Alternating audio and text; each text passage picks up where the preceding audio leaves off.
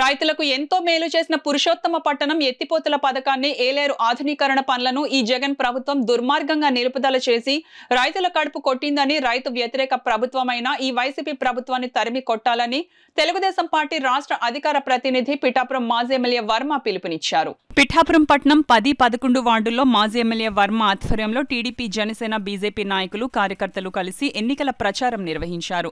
Glass గుర్తుపై vote వేసి పిఠాపురం నుంచి కూటమి ఉమ్మడి ఎమ్మెల్యే అభ్యర్థిగా పోటీ చేస్తున్న పవన్ కళ్యాణ్ను గెలిపించాలని మాజీ ఎమ్మెల్యే వర్మ ప్రజలకు విజ్ఞప్తి చేశారు.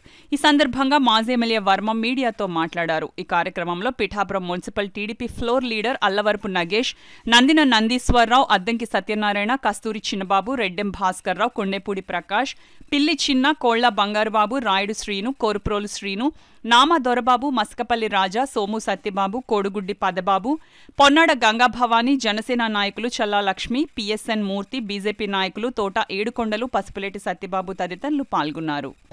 5 ఏళ్ళకి ఆవిడ ఒకసారి ఓటు అడగడానికి వస్తారు.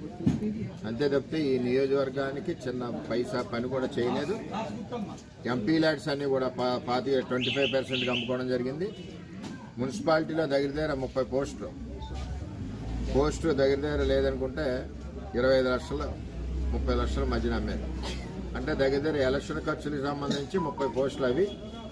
అలాగే మందుల కంపెనీ అరవింద కంపెనీ నుంచి సిఎస్ఆర్ పేరు చెప్పి అడిషనల్ ఎస్టిమేషన్ వేయించి వర్కులకి అందులో కోట్ల రూపాయలు లాగారు. మత్స్యకారుల రోడ్డును పెట్టారు. అటువంటి వ్యక్తికి మనం ఓటేయడం కరెక్ట్ కాదు. 5 ఏళ్ళకి ఒకసారి వచ్చేవాళ్ళు మనకు అవసరం లేదు. నిరంతరం మేము ప్రజల్లో ఉన్నాం. నేను ఎప్పుడూ అందుబాటులో ఉంటాం. అదేవిధంగా ఉమ్మడి అభ్యర్థిగా ఏదైతే ఎన్డీఏ కూటమిలో మరి పవన్ కళ్యాణ్ గారిని ప్రపోజ్ చేశారో పిఠాపురం నియోజకవర్గానికి, ఆయనకి అందరూ కూడా భారీ మెజార్టీతో గెలిపించవలసిందిగా కోరుతా ఉన్నాం. 2 ఓట్లు కూడా గ్లాస్కి వేయవలసిందిగా కోరుతా ఉన్నాం. ఆయన కూడా అభివృద్ధి ఏ విధంగా చేయాలన్నది పవన్ కళ్యాణ్ గారు నేను కూడా ఆలోచన చేశాం. ఎక్కువగా టెంపుల్స్ ఉన్నాయి మనకి, దేశవ్యాప్తంగా ప్రసిద్ధిగాంచిన టెంపుల్స్. ఈ టెంపుల్స్ అన్ని కూడా టెంపుల్ టూరిజంలో పెట్టి ఒక 500 కోట్ల ఫండింగ్ తోటి కార్యక్రమం చేయాలని పవన్ కళ్యాణ్ గారు తెలియజేస్తూ ఉన్నారు. అదేవిధంగా పురుషోత్తపట్నం తెలుగుదేశం ప్రభుత్వం ఉన్నప్పుడు ఏదైతే ప్రాజెక్ట్ ఇచ్చామో రైతాంగానికి అది తిరిగి ప్రారంభించాలి. ఏలేరు ఆధునీకరణ ఏదైతే పనులు ప్రారంభించిన దాన్ని గీత గారు, దొరబాబు గారు ఆఫ్ చేశారో దాన్ని తిరిగి ప్రారంభించాలి. ఒకటే చెప్తున్నాను, గీత గారు అవనండి, దొరబాబు అవనండి, ఇక్కడ ఎవరికి మేలు చేయలేదు. వాళ్ళు వచ్చి ఏం చేశారంటే ఉన్న వ్యవస్థను పాడు చేశారు. పురుషోత్తపట్నం నీళ్లు రాకుండా చేశారు. ఏలేరు ఆధునీకరణ పనులు అవ్వకుండా చేశారు. ఇది వాళ్ళ నైజం, క్యారెక్టర్. అంతే తప్పితే వాళ్ళు ప్రజలకు ఏ విధంగా చేయరు. ప్రజల మీద అభిమానం ఉండదు.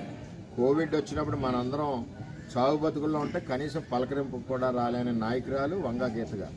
దాన్ని బట్టి ప్రజలు ఆలోచించుకోవాలని